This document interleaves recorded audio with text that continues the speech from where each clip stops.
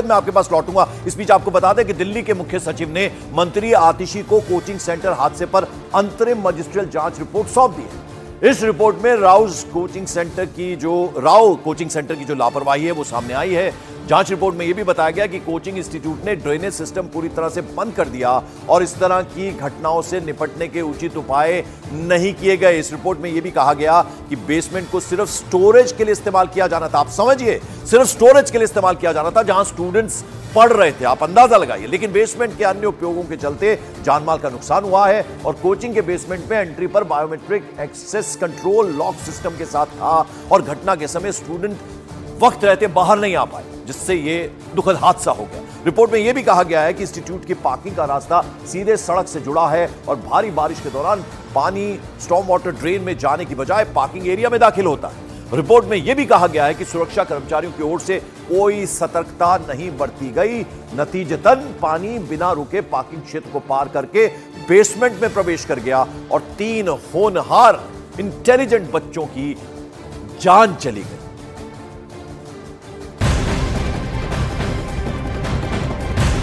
और दिल्ली के old Rajendra Nagar coaching centre की घटना पर दृष्टि आईएएस कोचिंग संस्थान के मालिक विकास दिव्य कीर्ति ने अपनी चुप्पी तोड़ी।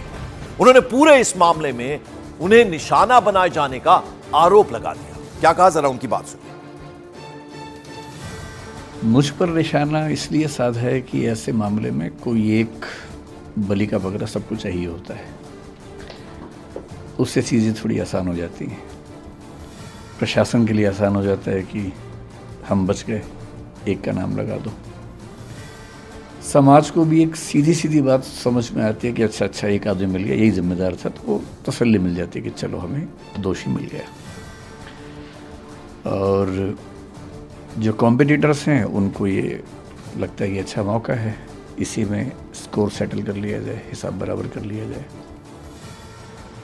तो दिल्ली के ओल्ड राजेंद्र नगर में स्टूडेंट्स का प्रदर्शन हम दिखा रहे हैं, लगातार जारी है। न्यूज़ 18 इंडिया की टीम ने स्टूडेंट्स से बाकायदा बात की। छात्रों ने अपनी मांगों के पूरे न होने तक अपने प्रदर्शन को जारी रखने की बात की है। क्या कह रहे हैं स्टूडेंट्स, जरा उनकी बात सुनिए। ये तस्वीर देखिए जरा।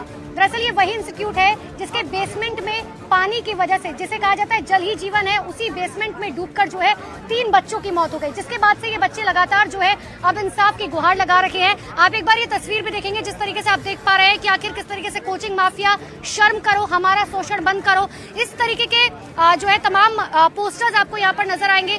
जो 3 बच्चों की मौत हुई है उनकी तस्वीरें आपको यहाँ पर नजर आएंगी।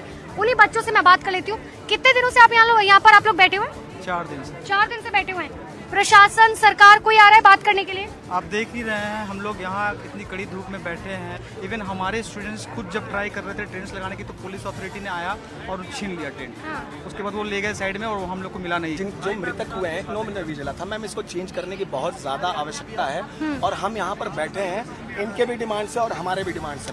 मैम हम तो जस्टिस चाहते हैं, we want justice to prevail. जो रिटर्न ऑफ इन्वेस्टमेंट वो हमारे लोग जिंदा रहते रहते डिजर्व करते थे, वो उनकी मृत्यु के बाद उनकी फैमिली को मिलना चाहिए। ग्रीविंग फैमिली के साथ हम हैं, because right now we are the sons and the daughters those parents have lost, we are the voices. 5 minute में मेरी हालत हो गई है और ये बच्चे 4 दिन से यहाँ पर बैठे हैं। कह रहे हैं कि प्रशासन ने जो है टेंट लगाने आए थे, प्रशासन ने टेंट तक ले लिया, लेकिन बावजूद इसके जो है अभी ये डटे हुए। इनका कहना है कि जब तक इंसाफ नहीं मिलेगा तब तक हम यहाँ पर इसी तरीके से डटे रहेंगे। वीडियो जर्नलिस्ट युगल के साथ अनुपमा झा, करोलबाग। जावेद मंसूरी मेरे सहयोगी लगातार ओल्ड राजेंद्र नगर, जहां स्टूडेंट्स भूख हड़ताल पर बैठे हैं, उनके साथ मौजूद हैं। कुछ और स्टूडेंट से बात करिए और जानिए क्या चाहते हैं वो, क्या उन्होंने मांगे रखी हैं। एलजी से जब मिले तो क्या बात, क्या आश्वासन एलजी की तरफ से मिला है स्टूडेंट्स को जो उनका डेलीगेशन गया था, जरा बात करिए जावेद।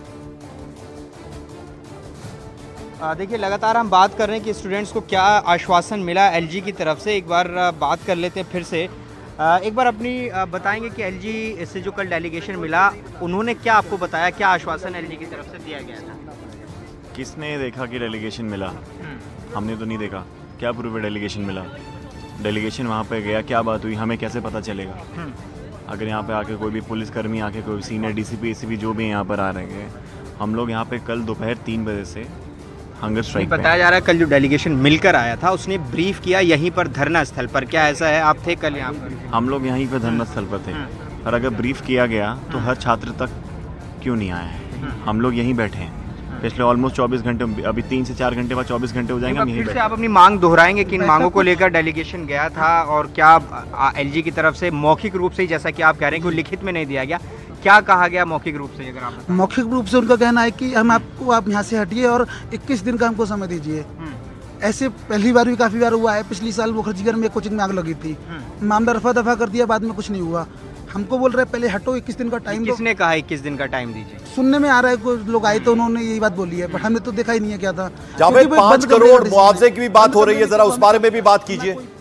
लिखित में हमारे पास है ना, एलजी साहब के यहाँ से कोई प्रेस रिलीज हुई है, कैसे मालूम? अच्छा, मुआवजे को लेकर क्या बात हुई है? आप लोग 5 करोड़ की डिमांड कर रहे थे, उसको लेकर कोई बात बनी आगे? कोई खबर नहीं है हमारे पास उसके बारे में, कोई खबर नहीं है हमारे पास। अभी पुलिस से बात हुई तो पुलिस वालों ने भी बोला कि शायद 3 करोड़ का मुआवजा मिले, लेकिन ये सब चीज़ें हमारे पास कैसे पता चलेंगी?